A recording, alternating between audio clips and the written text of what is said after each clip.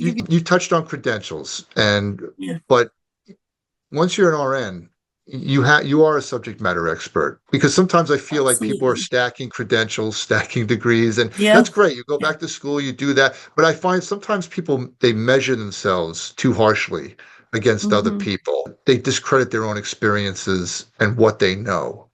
I always I tell people, you're if you see something and you have knowledge on something and you believe it could be better, then speak up. One of the things I appreciated with the Marine Corps as a Navy Hospital Corpsman was that their leadership comes from the middle.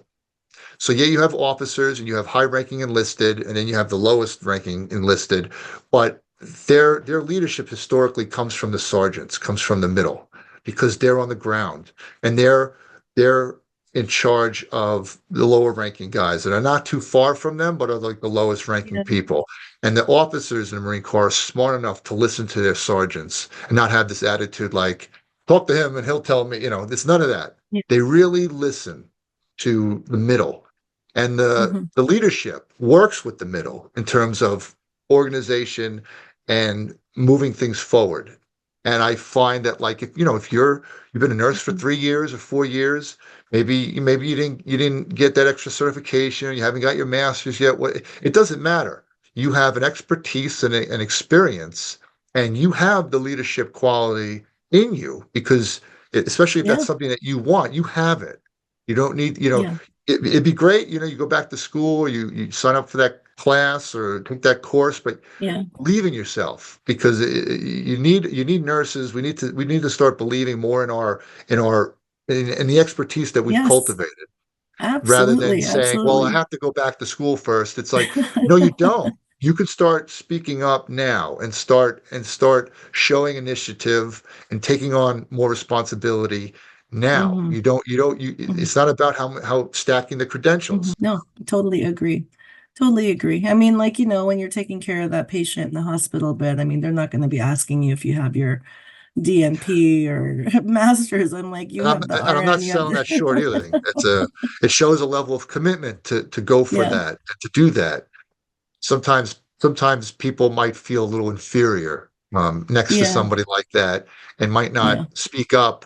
Or, like, you're talking about the power of nurses. I was on the podcast. I had a nurse expert witness, so she Uh-huh. knew the whole legal side for Hmm. testifying as a nurse. Hmm. And one Hmm. of one of our legal responsibilities is, before we administer any medication or initiate a treatment plan that comes from a physician, we have to know if it's safe for the patient.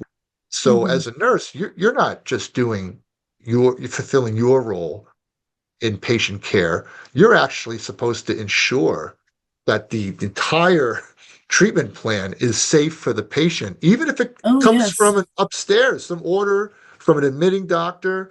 They make an order. You're not certified to make that order.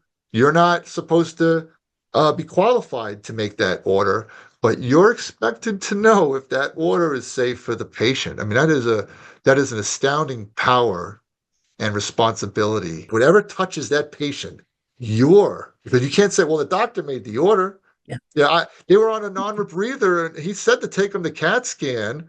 yeah, Well, non-rebreather is not a treatment plan. Are they yeah. able to? Are they stabilized? You're supposed to know Hmm. if that Hmm. medication was given at that dosage strength.